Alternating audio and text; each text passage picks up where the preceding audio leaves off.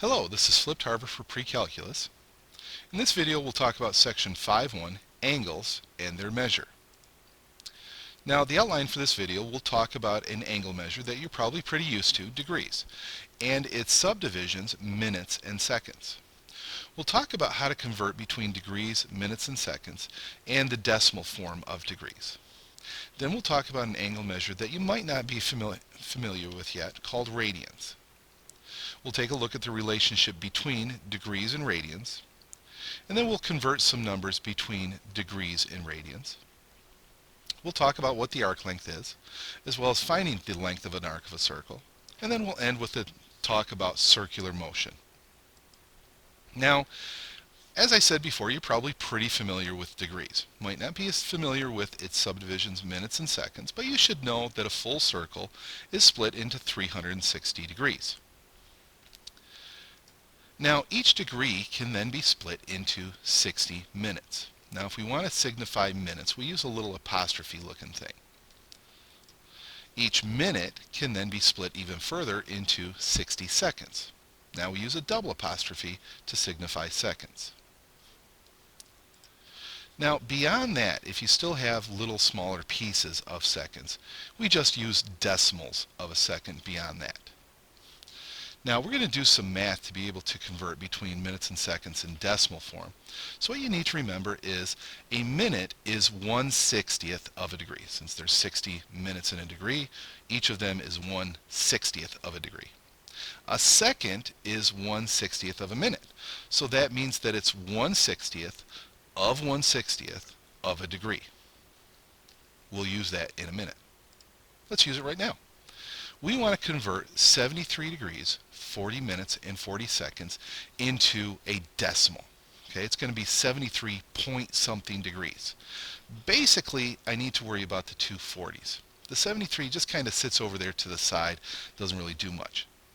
That 40 minutes, we're going to multiply by 160, 1/60, and that's going to convert it to a decimal of a degree. The 40 seconds, we're going to multiply by 1/60 times 1/60. The first fraction changes it from seconds to minutes, and then the next one changes it from minutes to degrees. So when we plug it all into our calculator, pretty much exactly how it looks, we get 73.6778 degrees. Okay, let's try to go the other way. Let's take 29.411 degrees, and let's change it into degrees, minutes, and seconds.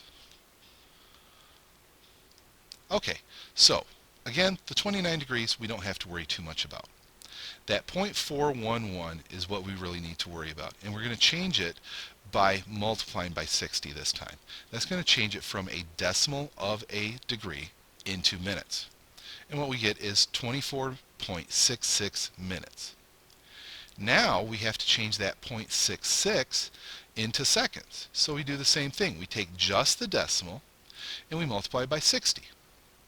So we're going to have 29 degrees, 24 minutes, and 39.66 seconds. So we report our answer as 29 degrees, 24 minutes, 39.66 seconds. Just drop those two pluses. Alright, let's talk about this other angle measure. You might not be very familiar with it. You've probably heard about it, and it's called radians. Now, what you need to remember is that it's a new angle measure that's based on a circle with a radius of 1. And instead of there being a full circle is 360 degrees, a full circle has 2 pi radians. Now that actually comes from the circumference of this circle with a radius of 1. If I ask you, what's the circumference of a circle with radius 1? It's 2 pi r. Well, 2 pi times 1 is 2 pi. And that's why a full circle has 2 pi radians. No matter what size the circle is, it has 2 pi radians. Now, there are no subdivisions like minutes and seconds. We just use decimals, or really what we prefer with radians is that it's a multiple of pi. You're going to see a lot of things like 2 pi, 3 pi, 1/2 pi, and a lot of fractions with pi on the top. 2 pi over 3, 3 pi over 4, stuff like that. Now, radians is what I like to call a unitless unit. I use radians a lot, not just in math, but also in physics. And whenever you multiply or divide by radians, if you want, that unit radians will just go away. It doesn't need to be canceled. It just goes away if you want it to. So it's what I like to refer to as a unitless unit. If you want to keep it in something like radians per second, you can, but if you don't want it there anymore, you can just send it away. Alright, so let's talk about how to convert between degrees and radians. And what we're going to do is we're going to start with the idea that a full circle is 360 degrees, or it's 2 pi, depending on which system you're in. So these two things have to be equal. 360 degrees has to equal 2 pi. Well, let's just go ahead and divide by 2, and we get 180 degrees equals pi, a half a circle in both systems. Now with these two numbers, we're going to create two fractions. And the only difference really is, do you want to get rid of degrees and create radians, or do you want to get rid of radians and create degrees? And that's going to tell you which fraction to use. I'm going to use the one on the left when I'm trying to get rid of degrees. I'm going to use the one on the right when I'm trying to get rid of radians. So let's go ahead and put this in practice. Here I have two angles, one in degrees, one in radians. Now I'm not saying these two are equal. These are just two examples. The one on the left is obviously degrees. How do you know? A little round circle means degrees. The one on the right is in radians. How do you know? Well, two reasons. One, there's the lack of that little circle. Okay? So no little circle means it's not in degrees, it's got to be in radians.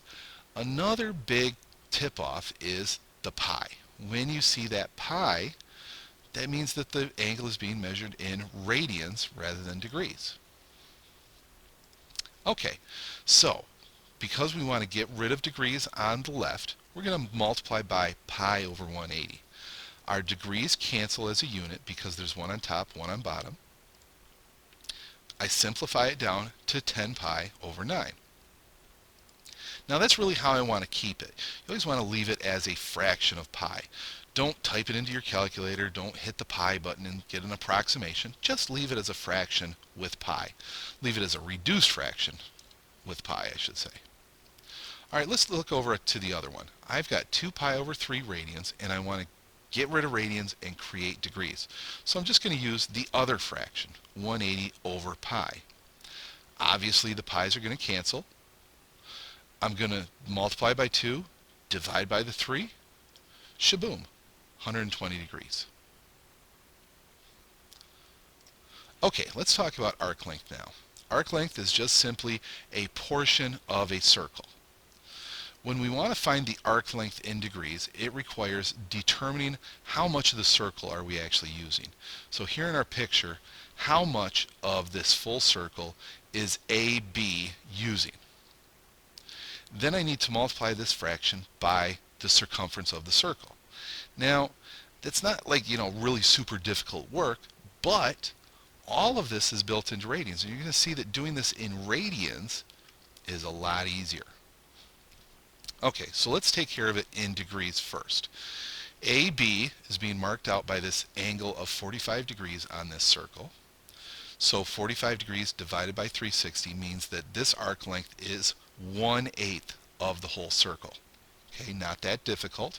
So to find my arc length S, I go ahead and multiply 1/8 times the circumference. My circumference for the whole circle would be 2 pi times 12. So my arc length is 3 pi. I'm going to go ahead and leave it like this. Again, let's just avoid the approximation of plugging in 3.14 for pi or anything like that. And let's just leave it as 3 pi. Now let's take care of it in radians. So my angle in radians is actually pi over 4. In order to do this in radians, all I need to do is take that pi over 4 and multiply by the radians. So take pi over 4, multiply by 12, shaboom, S equals 3 pi again. Alright, let's talk about circular motion. Circular motion is whenever an object is spinning. Think about like the wheel on a car. Radians comes in really handy with this. We do this in physics, and there's two things we want to talk about now so that we can do an example. Angular speed. Angular speed is basically how fast is the object spinning. What kind of angle is it going through per second? Now we use a Greek letter omega, that's that curvy W looking thing, and it's equal to the angle divided by time. So it's how much of an angle is it going through per second. Now linear speed, that would be the speed of like the surface of the tire, and that actually exactly translates to the speed that the car is driving down the road. That's equal to the radius times omega. Now a little side note here, we consider a counterclockwise angle as positive. That's true in math and in physics. So a counterclockwise spin is a positive omega. Alright, so let's do an example. A spin balancer rotates the wheel of a car at 480 revolutions per minute. If the diameter of the wheel is 26 inches, what road speed is this tire being tested at? So if you take your car down to get some new tires, they're going to put the new tires on, they're going to put it on a machine that's going to spin it really fast. It's trying to get it up to some road speed to make sure that it's balanced. They'll add little weights if they need to, and they send you on your merry way. Now, we're going to have to take these two numbers that they give us, 480 revolutions per minute. We're going to change that into an omega, into an angular speed. And the diameter, well, none of our equations use diameter, so I got to cut that in half in order to get radius. So, let's start by taking that 480 revolutions per minute, and we're going to change that into a angular speed by realizing that there are 2 pi radians per revolution. So that first fraction is going to turn it into radians instead of revolutions. Now the second fraction changes it from per minute into per second. So I put 1 minute on top so that the minutes cancel, 60 seconds on the bottom.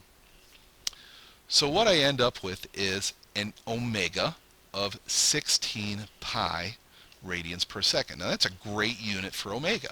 It's in radians, which is a much more useful angle measure. It was actually thought about, what angle measure would really be useful for us in math and physics, and that's how they came up with radians.